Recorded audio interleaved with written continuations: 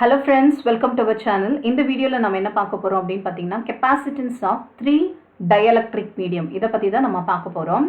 இந்த capacitance 3 dielectric mediumல we are going to consider two parallel plate capacitor. இந்த two parallel plate capacitorல மிடில்ல வந்து dielectric medium எத்தனை இருக்கு அப்படினு பாத்தீங்கன்னா 3 dielectric mediums இருக்கு. இதோட permittivity நம்ம எப்படி எடுக்கலாம்? ஃபர்ஸ்ட் மீடியம்க்கு எப்சிலான் R1 னும் செகண்ட் மீடியம்ல இருக்கிறது வந்து ER2 எப்சிலான் R2 னும் தேர்ட் இருக்கிற டைஎலக்ட்ரிக் மீடியமோட permittivity எப்சிலான் R3 அப்படின்னு எடுக்கலாம். இப்போ இதுல இருக்கிற எலக்ட்ரிக் ஃபீல்டு வந்து E1, செகண்ட்ல இருக்கிறது எலக்ட்ரிக் ஃபீல்டு E2, தேர்ட்ல இருக்கிற எலக்ட்ரிக் ஃபீல்டு நம்ம என்னன்னு சொல்லலாம்? E3 அப்படின்னு சொல்லலாம். இப்போ டிஸ்டன்ஸ் பாருங்க. ஃபர்ஸ்ட் இருக்கிற டைஎலக்ட்ரிக் மீடியமோட டிஸ்டன்ஸ் வந்து D1, செகண்ட் இருக்கிற எலக்ட்ரிக் ஃபீல்டோட டிஸ்டன்ஸ் வந்து D2, தேர்ட் டைஎலக்ட்ரிக் மீடியமோட டிஸ்டன்ஸ் வந்து D3. இந்த டோட்டலாக இருக்கிற இந்த டிஸ்டன்ஸ், இது ரெண்டு பிளேட் இருக்குது, இந்த பேரலல் பிளேட்டில் பிட்வீனில் இருக்கிற இந்த டைஎலக்ட்ரிக் மீடியமோட ஓவரால் டிஸ்டன்ஸ் என்ன அப்படின்னு பார்த்தீங்கன்னா D அப்படின்னு எடுக்கலாம்.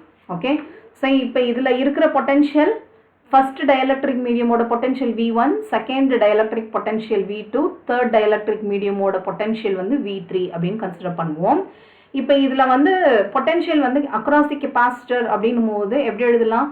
So total V is equal to potential is equal to V1 plus V2 plus V3ன்னு எழுதலாமா? நமக்கு ஆல்ரெடி என்ன தெரியும் அப்படின்னு பார்த்தீங்கன்னா V is equal to E into D அப்படின்னு தெரியும். இதில் வந்து ஜென்ரல் ஃபார்மெட்னா நான் எழுதுனேன்னா V1க்கு எப்படி எழுதலாம்? V1 is equal to E1 D1ன்னு எழுதலாமா? Distance electrical field E1 into the distance வந்து D1. V2க்கு E2 டிஸ்டன்ஸ் வந்து D2. V3க்கு அந்த எலக்ட்ரிக் ஃபீல்டில் இருக்கிற E3 எலக்ட்ரிக் ஃபீல்டு E3, அதாவது இந்த டைஎலக்ட்ரிக் மீடியமில் இருக்கிற E3, இதோட டிஸ்டன்ஸ் வந்து D3. ஓகே, இதுதான் total potential.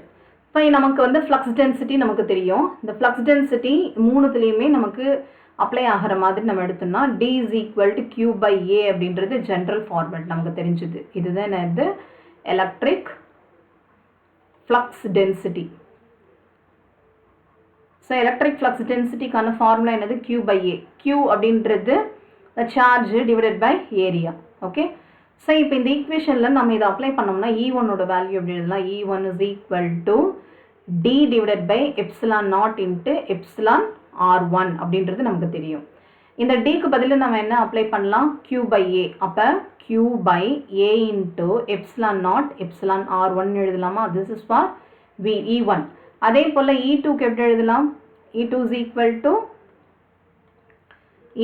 equal to D divided by epsilon naught epsilon R2ன்னு எழுதலாமா? ஏன்னா E2ல இருக்கிற அந்த பெர்மிட்டிவிட்டி வேல்யூ என்னது? Epsilon R2.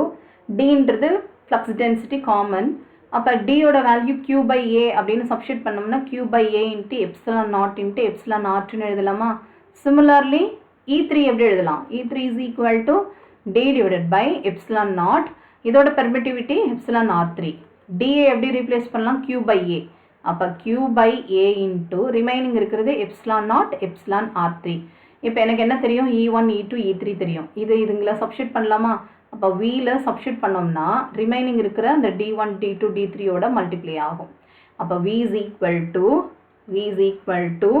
what is the equation? Q divided by A epsilon naught into epsilon R1 plus into D1 plus Q divided by A into இது வந்து பார்த்தீங்கன்னா E1 D1க்கு, அதே போல் இது வந்து E2 D2க்கு வந்து Q by A into epsilon naught into epsilon R2 into D2 plus E3க்கு Q by A epsilon naught into epsilon R3 into D3.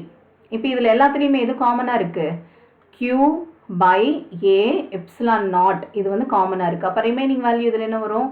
D by D1 by epsilon R1. இதில் என்ன remaining இருக்குது? D2 epsilon R2. இதில் என்ன இருக்குது? D3 epsilon R3 வந்து நமக்கு எக்ஸஸாக இருக்குது. இதை வந்து நம்ம எதில் எழுதுகிறோம்? இந்த ஈக்குவேஷன் எழுதுகிறோம். Plus D2 divided by epsilon R2 plus D3 divided by epsilon R3 அப்படின்னு எழுதலாமா? இப்போ இந்த ஈக்குவேஷனில் எனக்கு என்ன கிடச்சிருக்கு? V is equal to கிடச்சிருக்கு. எனக்கு என்ன வேணும்? Q by V தான் வேணும், பிகாஸ் இஸ் தான் கெப்பாசிட்டர். அப்போ Q by V இந்த V அங்கே கொண்டு வந்துடுறேன், மீதி எல்லாமே இந்த சைடில் கொண்டு வந்தேன்னா என்ன ஆகும், Q by V is equal to இங்கே இருக்கிற டினாமினேட்டர் லெஃப்ட் சைடில் போச்சுன்னா நியூமரேட்டரில் வரும். அப்போ A epsilon naught divided by D1 divided by epsilon R1 plus D2 divided by epsilon R2 plus D3 divided by epsilon R3. நமக்கு what is the Q by V formula? Q by V is nothing but your capacitor.